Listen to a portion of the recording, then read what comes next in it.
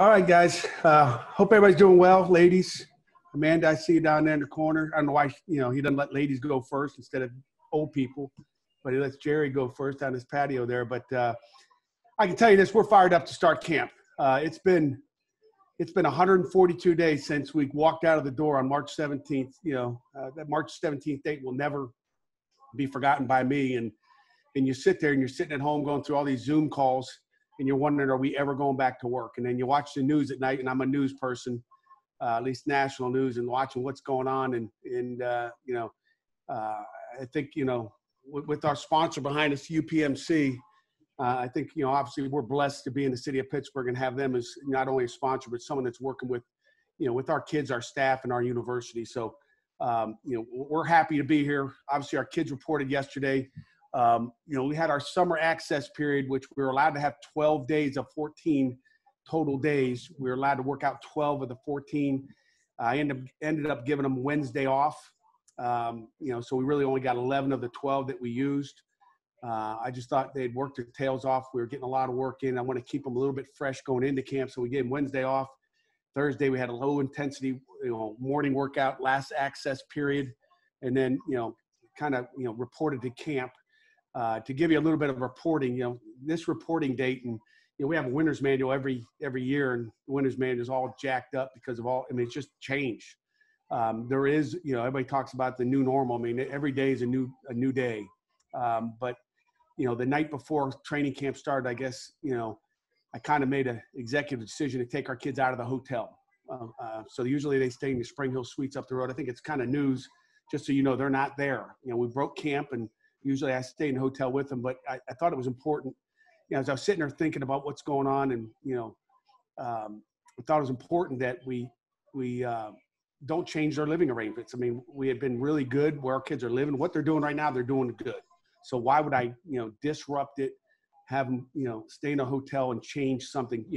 Practicing and tackling people is going to be new enough. We don't need two new things at the same time. I just thought tracing-wise, it's going to be smarter for us to know that, hey, it didn't happen in the hotel because we're not staying in a hotel. So their living arrangements not changing. Let's keep things consistent, from a safety standpoint, because it's all about them. Now, obviously, as a head coach, I'd like to have them in there, know where they are. I got them all together in a group. It's easier to bed check. We're bed checking our guys that live in the Bridge on the Forbes. And our older guys that live in apartments and houses, we're not bed checking. I think they're responsible enough to do that on their own. So that's kind of how camp opened up. We had a great, meeting day yesterday, and today was our first practice, which I thought was really, really good. Of first practices, in my 6 first practices at the University of Pittsburgh, I thought this was the smoothest, okay? Now, I'm a positive guy, but I really thought, and I'll go back and watch the tape because I always tell you guys, I'm going to watch the tape first, but just the sharpness of our kids. I didn't see any huge busts on offense or defense. I didn't see one turnover. And we haven't, really taken a snap. And, there wasn't one turnover. I should say there was one pick. There was one pick. Paris Ford got a pick today. I don't think there was another pick. But, no fumbles on the ground, mishandled snaps, those types of things. We were really clean on offense. Seemed like, for the most part, guys know where they're going, which is a tribute to all those summer access walkthrough periods we had. So I was really excited about practice today. And the last thing I'll start open up with is, last week you asked me about roster things, and I knew I was in in position to make a kind of a roster move.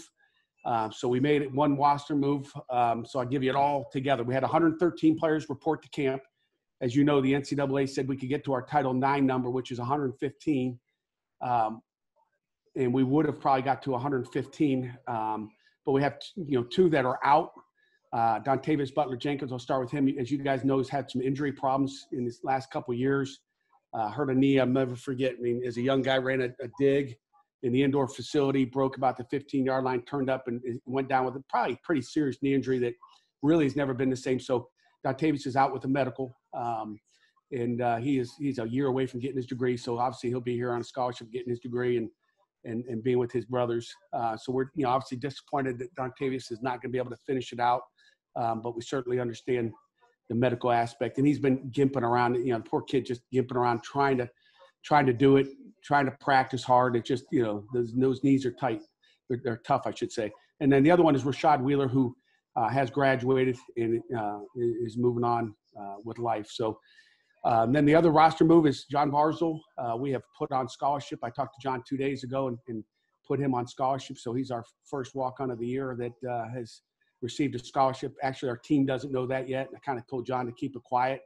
I wanted to put him on before camp started. He's done an incredible job for us as a student athlete here. He's a great student. He's great on campus. He's a great team player, and he's a heck of a receiver. You guys know he played a little bit last year as a punt returner. We trust him back there. I mean, he's a guy that you can trust, and I know he's going to be much better this year. And again, we expect him to be much better in the years going forward. So he's a guy that's just a team guy, and I'm excited for him and his family that he's got a scholarship. So with that, I'll open it up for questions. Jerry, you're up. Can't hear you. How you doing, Pat? How you doing? I'm doing excellent. All right, thank you. My question is, and there's thousands of them, and I'm sure you'll be everybody hit you with all of them, but there's a lot of talk this year about all the talent, all the physical talent that this team has this year. Defense, a third-year starting quarterback. But what about some of the intangibles that championship teams have to have? What are the kind of things you're seeing from these guys on the field and off the field that go beyond just football skills? Yeah, the intangibles, there's a bunch of them. And again, we worked on it this morning in quiet time today. We talk about team. So it's how close we get together. And I think that's going to be a critical one, Jerry, just the intangibles. It's team chemistry. It's how much players love each other and are going to work for each other. And, I say this all the time. We have a lot of individual talent. And I told the guys this morning. But, talent only gets you so far. Do we have a bunch of first rounders? We'll find out. But, you can have a bunch of individuals and not play as a team and not get where you need to go. But I know this, if you have a great team with great talent, those players need everybody to come together. We got to play together, 11 guys on that field at a time. And that's how you become a great team. And that's how those guys that maybe got some of those preseason accolades, get bigger accolades and become even bigger because they have their teammates around them. I mean, Kenny Pickett cannot, be a top quarterback in the country if he doesn't have blocking for him and receivers catching. Okay. I mean, if there's drops like we had last year, it's, everybody's going to be yelling at Kenny, like, come on, Kenny, what are you doing? It's like, someone's got to catch the football. Same thing on defense. If we're getting sacks, that's because of what's happening in the secondary. So we've got to work as a team. And the big thing is worry about the team. Don't worry about you. Worry about your team first. And when the team is all good, then you will be fine. Okay. And I think that's the big thing. But, you talk about chemistry and team and working together and caring for each other. And I think those are the things we need, Jerry. Pat, really quick with Dontavius, is his career done with Pitt, or is he just out for the season? He's out for the season. He's going to graduate. He just can't. He's not going to step on the field again yet. So he's done. He'll be at the University of Pittsburgh. He'll be finishing up his degree. He just finished taking a summer school course. He's just not going to – just physically can't play. It's a medical it just hurts. I can relate. I've had 6 knee surgeries. So I know when you get to that point where you're like, and luckily I just kind of kept pushed through it. But I was a slow linebacker. He's a receiver that it takes a lot of, there's a lot of cutting going on, at the receiver position and a lot of running more than the linebacker position. So, it's stuff that happens. I mean, it's wear and tear and everybody's body's a little bit different. Sure. And then I know I asked you this last week, but I feel like things change so much daily that I kind of have to ask again with a flurry of guys opting out across the country, up to 27 now as of today. 27, you said? Yeah, 27 in the FBS. I mean, do you guys have anyone who have made that decision in the last week, or are you guys still good? No, I like I said, I would have gave you that update if we had one. We'd announce it immediately if we did. But again, we're at 113 came into camp. We've got nobody opting out. I think we got guys opting in. I think all our guys are in. But you know what? It's a day by day. It's a day by day. If kids start to get scared, you understand what's going on, and you look at some guys that have declared, and if they're bona fide first round guys, maybe it's a good idea. I don't know. But it also comes down. I don't. It's like I could opt out coaching too. Like I'd go crazy. I want to coach the game, and I think our players want to. Our players are so excited to get out there today and go. I want to coach the game. I mean, I think our players want to play the game. There's a love there, and again, I think it also comes down to you're having fun, what you're doing, and I think, again, I knock on wood, our kids are having fun. I'm blessed to have the team we have. I'm blessed that they haven't opted out because, anybody could, I guess, at any time. But our guys, our guys don't want to opt out. They want to play together. And again, we'll see how this thing goes, too. I mean, today's day one. But, you'd understand if someone, I've talked to them. I think I've said this before. I've talked to them about it. I've said, guys, you got a scholarship. If that's what you want to do, that's what you have to do. I want guys that are all in. And the guys that are worried about it won't play very good. So it's probably better off that they step away and wait for next year, wait till the weather clears, I guess. But we've been fortunate right now because I read the same thing you do. I didn't know 27, and obviously I was at practice today, so something happened today. Probably, I've heard of some of the guys in some of the schools, but yeah, Maryland had like 5 or 6 guys like this morning. So yeah. Wow. Hey, Pat, we also talked to you last week about your schedule, and you knew who, but you didn't know the order. I want to ask you why Miami of Ohio for the non-conference, and what do you think about the first 4 being at home? Well, we've prepared for Miami of Ohio. So, obviously, it's kind of nice to have that opener where it is. Obviously, they had an open date. It'd only work if they had an open date because originally we had them September 5th, but it was an open date. It worked out. So I think it's a great opener. I think they're excited. They got a great football team. I think they're really good. I think they're very, very well coached. And again, there's some history with me at Miami of Ohio twice. And so I'm glad that we get to, I've never played Miami of Ohio except for back in 2002 was the last time I played against Miami of Ohio, I believe. So we're excited to play them again. And then, the first 4 games at home, I'm excited about that, really excited about it, and again, the main reason is for the safety of our kids. You talk about the consistency of our guys living in their in their dorms and apartments right now. And it's the same thing for 4 weeks. So we don't have to get on an airplane. And I think I mentioned last week, I didn't really want to go on an airplane and, fly to, Mexico and the Bahamas and in Italy. I didn't want the longest trips that we could possibly have, but I am happy that we're going to have an opportunity to play at home and see how that works first. We'll get that thing under control, and then we will then head on the road and do what we got to do. But I'm excited about the home games that we have, and and how they're ordered right now. And like I said, I was excited about every one of our opponents, so I'm excited, and I'm really excited to go down to Clemson last game of the season. So that'll be the finale. What about that next week? You have an off week in week 13 when everybody else is still playing. Do you feel like you ended up with only 1 off week, whereas everyone else in the conference got 2 kind of in the middle of the season? You know what? Like I told our team as soon as we got that, I was excited that I think we have 7 games first and then an open week. I think, an open week after week 3 is, like no good. Like I want to go unless you get really banged up. If you had asked me when do I want my bye, I'd say week 5, 6, or 7. I don't want it 9, 10. I don't want it 2 or 3, to be honest with you. So I like where it is. There's a lot of things I could ask for, but I'm happy with what we've got right now.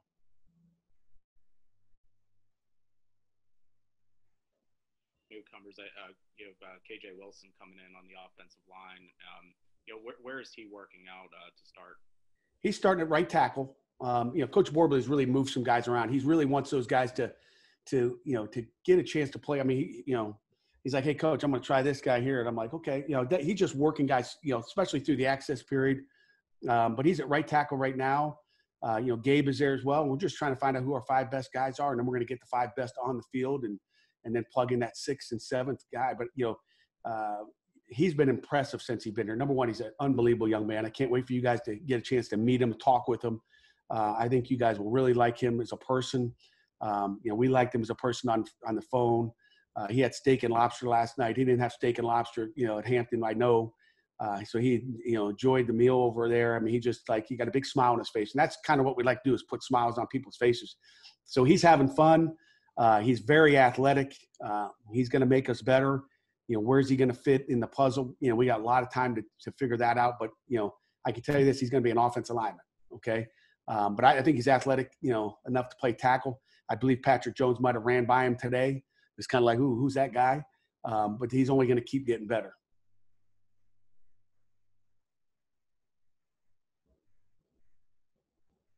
Who's the roadies there, Steven? What's this roadie stuff here going on? I think my mom found that at a yard sale. I have family from Rhode Island, so we're very well connected. Put that in the background for me, didn't you? Look at that. Roadies. Yes, especially for you. I actually have a question about kind of how you feel about the return to classes. So Pitt hasn't announced when in-person classes will resume again. Are you comfortable playing a season if the university hasn't yet deemed it safe to return to in-person classes? Yeah, well, I believe they have. I think we are starting in-person classes on the 15th. On the 19th, excuse me. On Wednesday the 19th, I have a fly running around my office. I think it's EJ's coffee that he left on my table here. We are starting classes on the 15th. I've got a daughter that's going to be a freshman, so I know she's got at least 3, maybe 4 classes that are in person.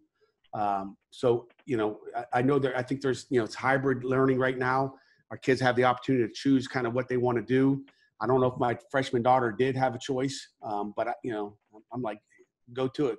Go to class, wear your mask, and wash your hands, and stay away from people as much as you can. So I'm really not concerned. Even with my own daughter, I think if you act responsible, good things can happen. If you're careless, bad things can happen. But I'm really not worried about when school starts, to be honest with you. But not, like I said, I'm a positive guy. I know this is a dangerous deal. But I just think, again, I don't worry about our football team. I worry about everybody else out there, But I feel like if we've got, as a team, our masks on and we protect ourselves, at least, I can't control everybody. I can control, my 113 guys in our team meeting room, and we'll just continue to educate them, and they'll have their choice. I believe, and that's what we told them the other day, between, hey, do you want to go to class? And everybody has their preference. Some kids like the Zoom classes. Some want to be in person. If it's a speech class, maybe it's hard to have a speech class, zoomed in, but, you may want to go to that class. So it depends on, what class you have. And, the kids have options now, which I think is a good thing. I think everybody likes options. Larry's got a chance to either go in the office or he can do his stuff from home. Larry might choose to do it from home.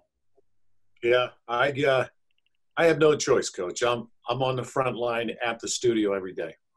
Beautiful. I like your background there. Thank you. Coach, yesterday Governor Wolf suggested Pennsylvania high schools don't have sports for the fall. How will that impact your attempts at recruiting? Oh, Billy. Hey, good to see you, Billy. You look good. Look good there, young man. How will it affect our recruiting? Well, again, I don't know how long that, I saw someone on Twitter said, good morning to everybody except the governor. I'm like, come on. Good morning, Governor. Governor's doing what he's got to do to keep people safe. And I can't answer, what the governor does for high school football. I know this, not being able to have kids in camps affects our recruiting. I think this year, 2021 class, we're going to be okay because we kind of had an idea who they are. Where it's really going to kill you is, what tape are we watching for the 2022 class? It's going to be the next class. It's like, what are we going to look? I mean, you go down to Virginia, they're not playing football. If PA, in fact, and again, I just, I don't know if that was just a flare or, I guess, again, I was working late last night, so I'm not sure exactly how deep that was, or that was, he said that, but didn't really mean it. I'm not sure. So I don't want to speak too much on something that I really haven't been filled in on. But it would definitely affect, if they aren't playing, it will definitely affect recruiting. It will affect the kids. I mean, we got high school coaches right now talking about their 21 class, like, Coach, I feel bad for my kids. What can I do? What can I do to get them looked at? And it's like, they're doing some stuff, but they just, you feel bad for the kids. I mean, this is, I mean, obviously there's a pandemic going on, and you feel bad for a lot of people that don't have jobs, that are unemployed. Football players that are trying to earn scholarships and show who they are and have a future. So, there's a lot of struggling people in this country right now.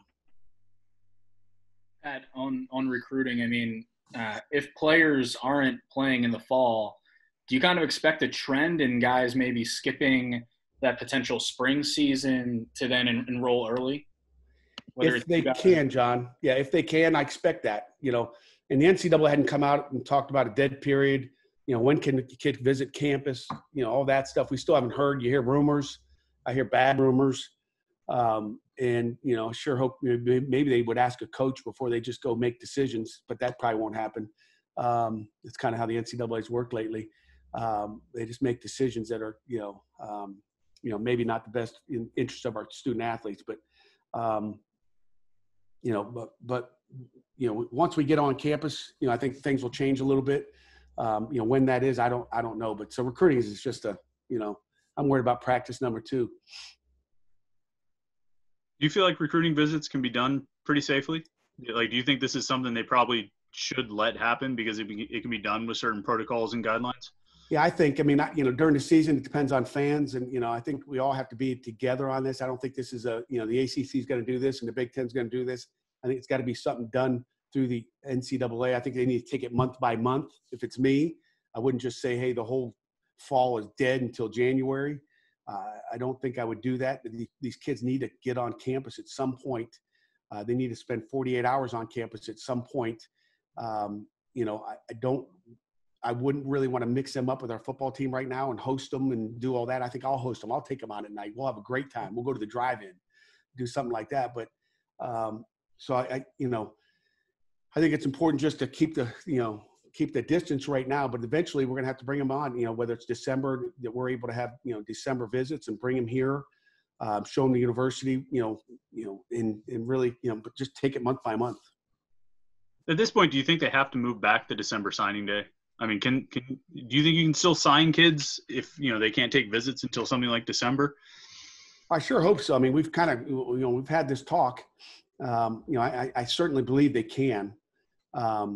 It's a two-way street. They haven't seen us. We haven't seen them, and I love again, I can't talk much about our recruiting class, but I love our class right now. And I think we got a great class. I love the people we have. And like I said, I haven't spent enough time with them, in the same room. But that will come. But the contact I've had, through Zoom, through FaceTime, through the phone, we spent maybe more time with this class than any other class as far as just getting to know them and texting, because we've had unlimited calls through the summer. Usually we get one phone call in the month of May. So it's been unlimited calls. So we've had, a lot of football meetings, a lot of just talking meetings. So it's been good. So yeah, I do believe we can sign kids in December. I still hope they won't change. I mean, the one thing I look at is, the depression in this world right now is bad. Okay. And, I think everybody's depressed about, what they have, what they don't have, and everybody wants to see sports. That's why I'm so happy that we get to go out there. I mean, our kids were just excited, like I said, to have a real practice and know that we actually can throw the ball down the field. We can, actually have a real football practice, and we're back together as a family. And I think the worst thing you can do is keep changing things on our kids. I mean, these kids, you get punched in the face, you get a right hook, left hook, and then an uppercut. I mean, how many more swings do we want these kids actually taking? I think we need to, we got to think about the future classes and, we've made commitments to kids to give them scholarships. They've made commitments to say, I'm coming to your university.